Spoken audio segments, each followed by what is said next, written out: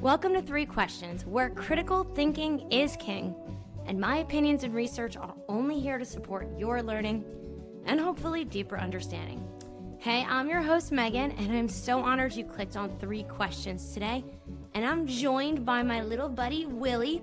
Now, if you're listening to this podcast, you can't see this adorable face, but go over to YouTube and check him out. I mean, I know I'm biased, but what a little prince.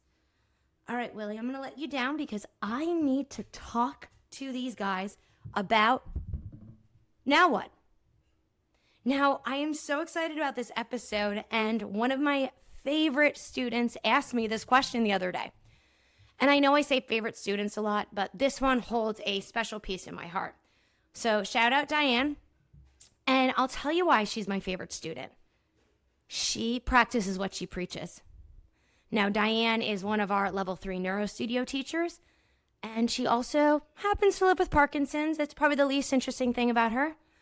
But what is so amazing is she does the work, she follows the protocol, and she is, I feel like I'll get choked up talking about it. She is living with a lot less symptoms of dystonia and Parkinson's.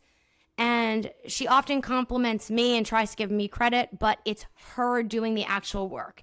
It's really easy to learn new concepts, guys, but to implement that is a whole nother story.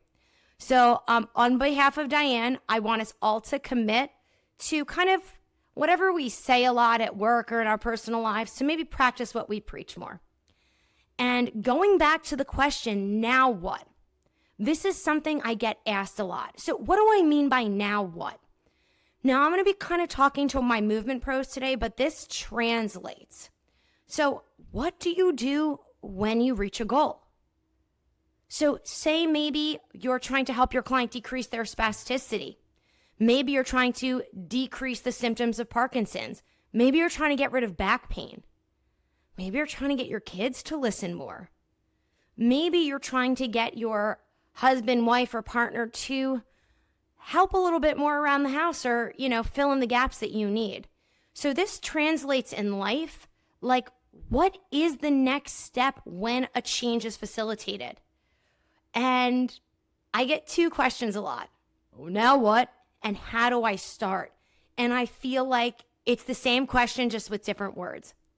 So what I want to do is introduce the three questions first, and then we'll break them down, get into the minutia, and hopefully you'll walk away with some better strategies. So question one is, how do you know when it's time to progress? Question two, what if your progression or suggestion makes things worse? We've all been there. Everything was going smooth, and then we said one thing and everything got derailed. And last but not least, what do you mean when you say regression? Okay? Now let's start right from the top. So how do you know when it's time to progress? Well, bad news first, there is no perfect time. Every person is uniquely different. But what I'm going to do is give you some, maybe share how I do it, and more explain my whys so you can figure out how you want to do it. So what are we looking at? Are we looking to decrease pain? Are we looking to improve focus? Are we looking to help with what I call their tells?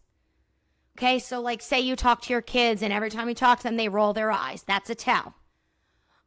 Maybe when I'm working with a client who has significant pain and I'm like, hey, how does that exercise feel? And they're like, oh, it feels fine. Okay, notice how my voice changed? Or they'll make a face, or they'll scrunch their kind of mouth.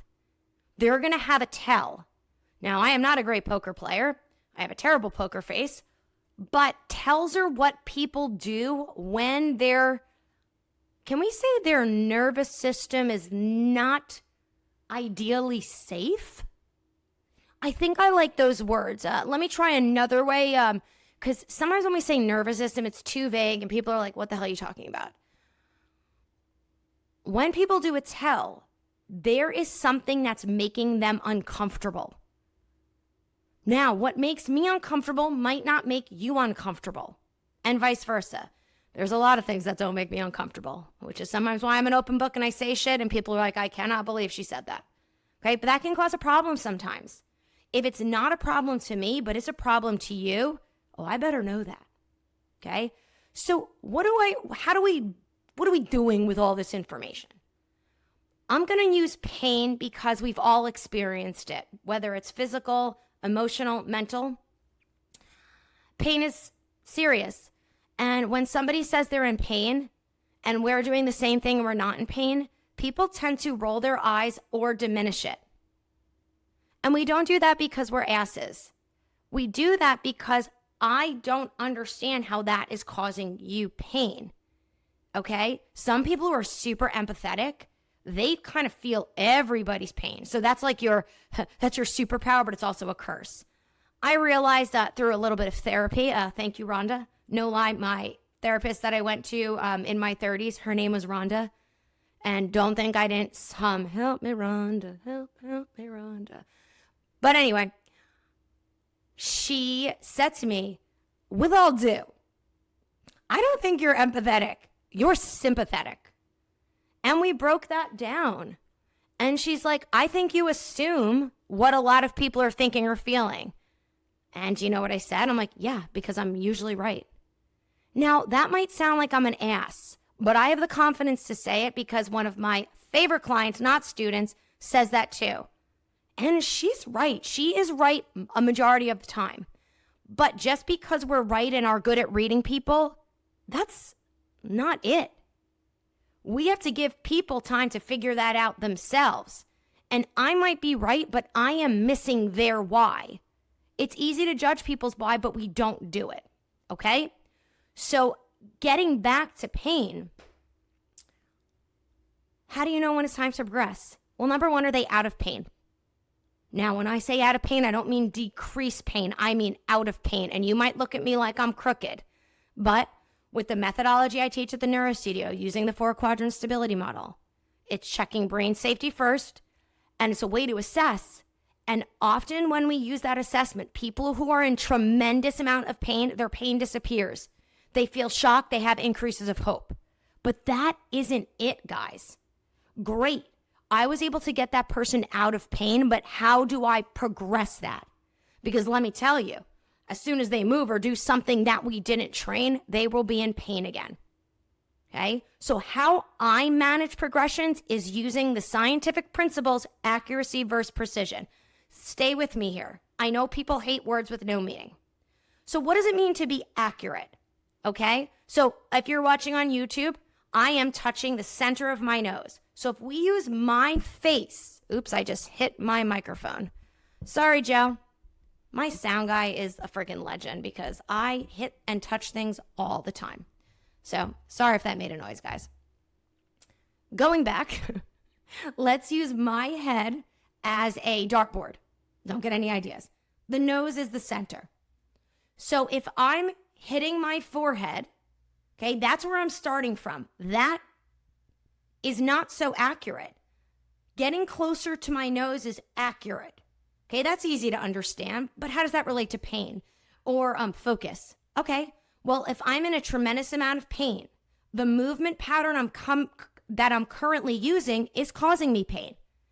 And people get confused, but if you look at pain science, there's often not tissue damage at the place of pain. It's at tissue aggravation, neuromuscular aggravation.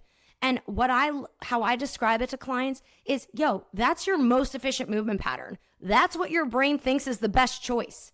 We can't disagree with your brain, but we can give your brain other options. Okay?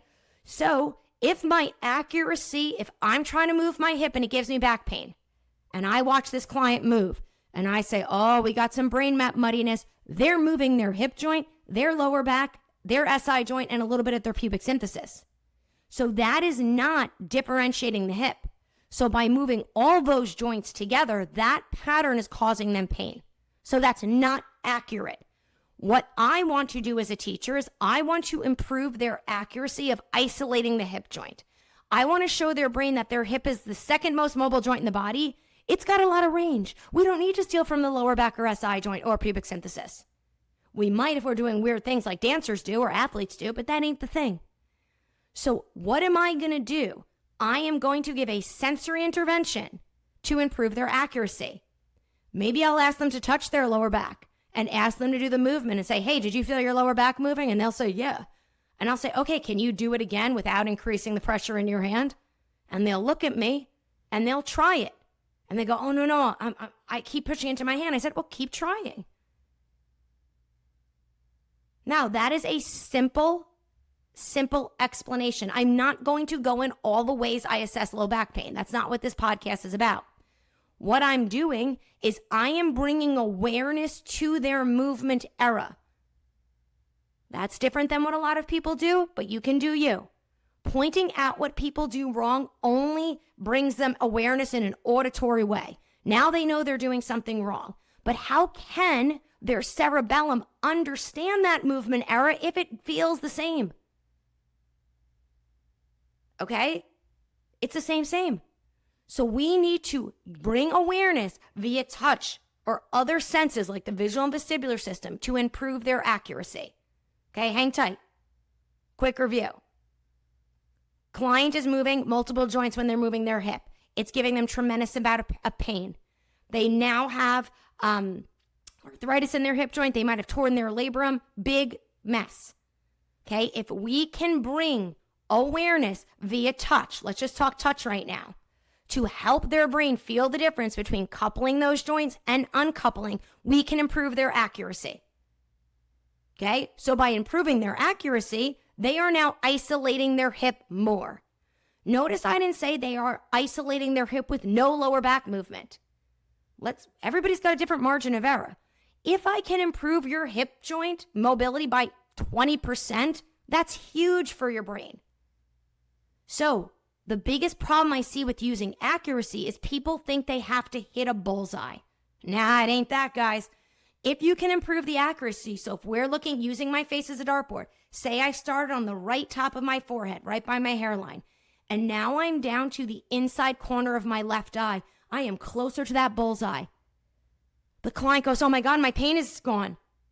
We stop there. You have improved their accuracy enough to decrease the reason why they're there. Stop trying to get that bullseye. We're going to talk about that in the next question. Now, here's where it gets tricky. Stay with me. I've got you. Once we improve that accuracy, you guys start getting kooky. You start doing all different weird shit and totally moving away from what improved the accuracy. So I want you all to ask yourself a question. What did I just do to improve the accuracy? Was it using an auditory cue? Was it touching them? Was it having them touch themselves? How did you bring awareness to that movement error? Then you better use that same sensory input for precision. So now let's define what the difference between accuracy and precision. Accuracy is getting closer to the bullseye. Precision has nothing to do with that bullseye. Precision is hitting the same mark repeatedly. So technically, if I didn't improve accuracy, say I'm still at my forehead, if I can hit that same spot 10 times in a row, that's precision, baby. Precision is not getting closer to the bullseye. It's replication. To me, that is the secret sauce of neuroplasticity that nobody's focusing on.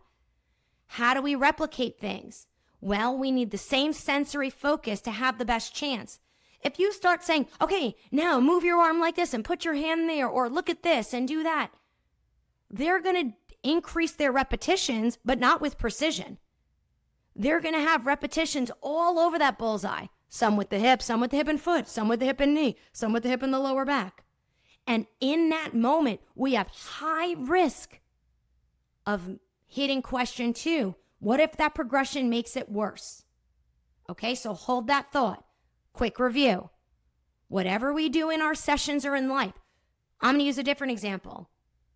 Your kids aren't doing their homework. Okay? They're lying about it. My husband told me this thing that kids do where they submit a blank assignment on the online platform because it says submitted. And Brian gives them a 0. My husband is a high school history teacher in special ed. The parents get pissed at Brian. Why are you giving my kid a 0? And Brian goes, they didn't submit the project. The parent goes, yes, they did, and they screenshot it. And Brian goes, oh, yes, they submitted, but look, they submitted nothing. So the parent's not wrong, and Brian's not wrong. Okay, that's a problem. Okay? Let's talk about homework in another episode. So what can you do to help improve your kid's ability to do their homework? Maybe you bribe them. I'm not saying it's the best way. This is about you, not me. My dad used to bribe me with money. He was like $5 for every A. He did it with my sister. It didn't work. Kim wasn't motivated by money. School wasn't geared to her learning style. My sister's probably a lot smarter than me, but I did better in school because it was geared towards my learning style. Don't tell her I said that. So when I heard my dad did that for Kim, and I was like, yo, same. We equal in this house. You give her $5 for an A, I get $5 for an A. I did the math. If I get 5 A's, that's $25. You know how much candy and gum I could buy with $25? I'll be candy rich. Okay, this is what motivated me as a kid. I'm not saying it's the best way to motivate.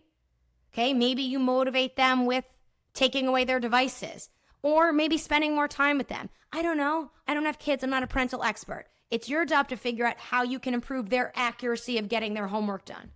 But then once they start doing their homework, you better not flip that script. You better keep it consistent. You might want to bring in a little novelty there, but stay focused on what created that shift. So how do we know when it's time to progress? When we see a change in our client, partner, kids, whatever. When do we see a change? Does it need to be a big change? In my opinion, no.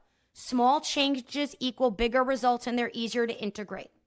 Once we find that change, we need to ask ourselves and critically think, what the hell did I do to get that change? And if you don't know, ask, hey, I'm noticing your back pain is different. What do you think it was that changed it? Hey, Anthony, that's my nephew's name. I notice you're doing your homework more. What's that about? Ask people. When you don't know, ask questions. Then whatever caused that change, continue using that specific thing to work on progress. Okay? So when it comes to movement, you can progress using an increase of load, an increase of repetition, or increase in complexity. Yeah, all you progressive overload people, read the research. There's new emerging research that says it doesn't just have to be load or repetition. Complexity in a sensory environment can also count as progressive overload. So figure out your goal. How do you want to progress them? Is it increased load, repetition, or complexity? But make sure you focus on the thing that created that change. Okay. We spent a lot of time on question 1. Let's get through question 2 and 3 and bring this bad boy home. What if the progression makes it worse? Well, I kind of answered that in question 1. Sometimes we get overeager with accuracy. I want a bullseye every time. Can I tell you something super honest? I travel a lot doing evals for people, and I love my students, but they act like the freaking Dalai Lama's coming to town or like the next Messiah. Oh, she's great. Like as if I'm going to change people's world in 90 minutes, right? So they set these expectations high, and I always think of my mom, Maureen Koppele. The first time I traveled to teach, it was in California. No offense, California. My mother likes the East Coast. I'll leave it at that. And I called her. I felt there was a lot of hype of me coming there. And I went outside and I called my mom and I said, Mom, I'm weirdly a little nervous. And you know what my mom said? What? Mind you, my mom's from Queens. What? Who gives a shit what those people think about you? You're not staying in California. You're coming home. And it made me laugh because she was so right. I'm not there to impress them and do a dog and pony show. I just need to do what I do. And if they hate me, well, I never have to see them again. It's all good. So keep Maureen Koppele in the back of your mind. When you're trying something new or you're, trying to progress something, I want you to think about my mom. Who cares? You're not marrying this person. You're not staying there. You're coming home. You've got your life. Okay, so take the pressure off. But number 2, is when we're trying to have these groundbreaking sessions, here's what I hear all the time with teachers. I was actually at another studio recently, and I could overhear one of the teachers, yam. Okay, that's me talking, yammering on. She was over-explaining to her clients as if she was giving a TED Talk. And I'm thinking, is she trying to prove how smart she is for this client, or is she trying to get results here? Okay? I'm not going to tell you why I think she was doing what she was doing, but we all know those people who have to talk to be heard. Okay? And maybe I'm one of them sometimes. I guess we all are a little bit, right? But so if your progression gets worse, do less. So this was the secret I was going to tell you, and then I got derailed. Every time I'm in a session when I travel, every time I'm like, okay, let's just do one more thing, I always regret it. Every single time. Every time I say, okay, that's it. Let's just keep this going, or let's call it. Those are the best sessions. Those are when clients call me and say, I think you changed my life. I'll give you an example. I worked with this amazing woman, was having issues breathing, a lot of neurological symptoms. She had a double mastectomy, no reconstruction. So again, there's a lot of trauma there in different ways. We found some reflexive stability because I believe scars should not be addressed until their nervous system is safe enough to do so. I assessed both of the breast scars, and one was moving in an indication that it was ready to be released. I released it. She felt much better. But I wasn't going to see her again, and nobody else did the scar tissue technique I use, which is the McLaughlin scar tissue release technique, if you're interested. And if you want to learn how to do it, Cindy George, who is based out in Gilbert, Phoenix area, is the best. So take the training with her. Okay. She kind of asked me to work on the other breast tissue. My brain said, don't do it. My heart said, do it. Now, here's the thing. When I worked on the other breast, she did not get worse. But the feeling of being able to breathe again only lasted a day. I think we aggravated her nervous system and gave her brain too much to integrate when I worked on that second breast. The interesting thing was I had just flown in from the East Coast and went right to this session. So I wasn't at my most awake best. And this woman was so lovely. I kind of fell in love with her a little bit. And I was kind of like, God, I hope I am that awesome when I am 83. Okay? So no harm, no foul. But I just want to share with you that doing more is not better. More is just more. So if your progression makes it worse, back off. Go back to what worked. Take a beat. Maybe ask the client to get up, change the sensory environment, shake it up, give them a vestibular challenge, go back to what worked and call it a day. I am not mad if you make people feel worse in the short term, but I want you to learn from it and critically think, when should I have stopped? Was I going for too much accuracy, or was I not paying attention during my precision? Because it's one of those two problems. I can guarantee that. For me, it's usually never not focusing on precision because I'm kind of obsessed with that. For me, it's always trying to improve the accuracy too much. And last but not least, what do you mean when you say regression? I actually Googled this before I did this podcast episode because I had to think, what do I mean about regression? So I'm going to pause right now, wherever you are. I want you to say it in your head or say out loud. What does it mean when you say regression? Go.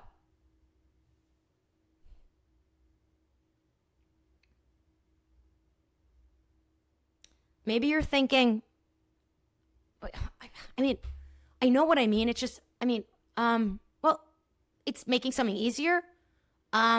Going back, breaking down an exercise. What does it mean to you? Because words mean different things to different people. So I'm not going to give you a definition. I want you to decide what you think it means and then figure out a way how to use it. So for me, a regression is not a step backwards. To me, a regression is changing the strategy to get the same result or a better result. So I guess in this case, a regression, we would need a better result. We wouldn't regress if we didn't need a better result, right? Look, I just learned something.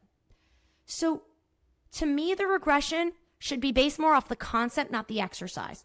Here's what I see a lot with regressions, and I'm not mad at it. I just want you to think about it. So maybe somebody can't do a roll up, like a Pilates exercise. So then they take them over to the tower, they have them hold the bar, and they do a roll up that way. Maybe somebody can't do a roll back with their knees bent, feet down on the floor, so they straighten the legs. Now, here's why that's technically not a regression, but could be. When you're dealing with regressions, I want you to think of three things. Number one, what you're currently doing, is it open or closed chained? Or open chain with specific sensory input. Let me give you an example. So if I'm doing a rollback, when your legs are on what's called like hook line, your knees are bent and your feet are flat on the floor and you're trying to roll up or roll down, that's kind of hard. That's in closed chain environment on the feet with not a lot of pressure under the feet. This is why I get so aggravated when people only teach glute activation with heavy pressure on the feet. We don't always have heavy pressure under our feet. We sit, we lay, we need variety, okay? So if a client can't sit up all the way or roll back with their feet flat, that's a closed chain environment. Can you make it open chain, where the foot is not touching anything? Maybe you rock back on your heels or straighten your legs all the way. That might not be it. Maybe you need an open chain environment with sensory input. So sometimes, if I still want to keep the same exercise, I put a towel under the arch of people's feet. Some people, these are people who love orthotics, those are people who need sensory input from the arch. Then there's those people who get orthotics and they always say, well, I didn't really give them time. And I'm like, because they sucked for you. Your brain doesn't like sensory input at the arch. Let it go. Okay? So what we can do is, what if we just change the environment in a closed or open chain plus? But here's the thing. That is only helping them do that movement in that environment. But we need a win, my friends. So now they're rolling up and down. Now they've built confidence. How can we then progress them to a more closed chain environment? Okay, maybe we keep their foot at that same angle and put a box, or what I like to use is my fused ladder backboard, so it's closed chain but at a different angle. We train the feet to respond to a closed chain situation with that same amount of pressure. Okay? Another thing to think about when you're regressing is, what's the sensory environment? Is on the ground, there is a lot of sensory information coming in from the backside of our body, and the floor is flat. When people lay on the ground, they don't feel flat, but your body is flat. So your ribs have to be shifted up naturally because the floor is flat. Our butts get flat. So what we want to do is, can we take that same sensory environment in other situations? Maybe we have them sitting up, but we have a board against their back. Okay? Or we change the sensory environment completely, take away all the sensory information from the back of the body. Maybe we bring it to the front of the body. If we get a win, they were able to change their motor output and do the movement. Good. So then take that same sensory environment and work to get them to do the thing in the other exercise. Okay? And last but not least, what is the concept? Okay, so if I'm rolling my spine up and down, what do I need? I need to flex my spine, and I need to move my pelvis around the leg. All right, so what if they can't move their pelvis around their leg in any position? Take the concept. Teach them to do the concept. So teach them pelvis around the leg in any position, right? Even in cat-cow, people think they're moving their pelvis around their leg, yet they're bending and extending their knees or wobbling their feet. We need stability. We need stability in the knee and foot so that femur stays still so the pelvis can move around the leg. So teach them that concept and then bring it back to the original exercise. So what I want to challenge you about your regressions, what do you want to focus on? What part of the environment? Do we want to just focus on the concept and say, Meg, oh, that closed chain, open chain, sensory shit, my brain just hurts. All right, make it easy.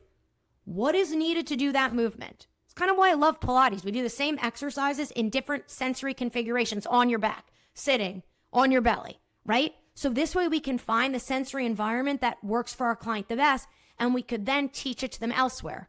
Same thing in weight training. Pretty much we're doing the same shit in just different ways. So figure out how we can get the concept we need. If it's pelvis around the leg or more intersegmental spinal mobility in the neck rather than just flexing at C7. What's the concept? Teach the concept, and then whatever sensory input, so like a visual cue or touching their chin to their sternum or focusing on not changing their knee angle for pelvis around the leg, whatever got your increase in accuracy in that concept, you bring it back to the original exercise. Okay? Or if you're one of our level 2 Neuro Studio teachers, we have been digging deep into this open close chain stuff. Oh, it's been so cool. I've been loving the conversation and the wins. Maybe you just work from there. And last but not least, maybe you just change or maintain the sensory environment. Okay? I threw a lot at you in 30 minutes. Let's just pull it all together. What do we do next? Or how do we start? Well, what's your goal? Are you trying to decrease pain, improve focus, or get people to do something they're not doing? Okay? How do you know when to progress it? Well, did you get them to improve, decrease pain, improve focus?